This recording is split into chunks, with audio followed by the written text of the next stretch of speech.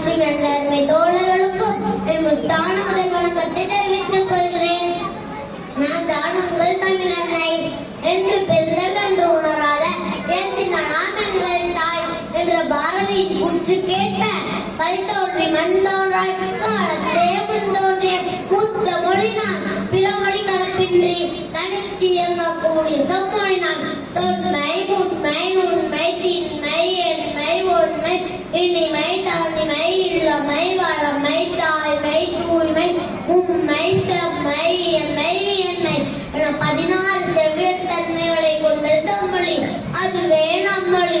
50 காப்பியங்கள் எனது அடிகளங்கள் உலக பொதுமையான திருக்குறள் என் மணிமகுடம் இலக்கண அமைப்பில் புதுமை கண்ட பெருமை நம் தன்மொழிக்கே உண்டு.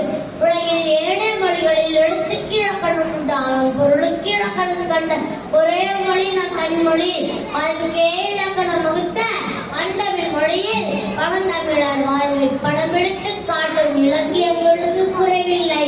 இலக்கியம் நெடுஞ்சீவியால் தான் தமிழ் மொழி இன்றளவும் ஜீவியாக வாழ்ந்து கொண்டிருக்கிறது என்று உணர்த்திருந்தமை கம்பன் கூற்றை பரிசாற்றும் வகையில் பழமையும் இனிமையும் கொண்டிருக்கும் தமிழை நாளும் கற்றும் கற்பித்தும் பால்வோற்றுமிடமாக நாம் திகழ வேண்டும் என்று கூறி வாய்ப்புக்கு நன்றி பாராட்டி தங்களிடமிருந்து தற்காலிகமாக விடைபெறுகிறேன். தமிழ் வளர்ந்த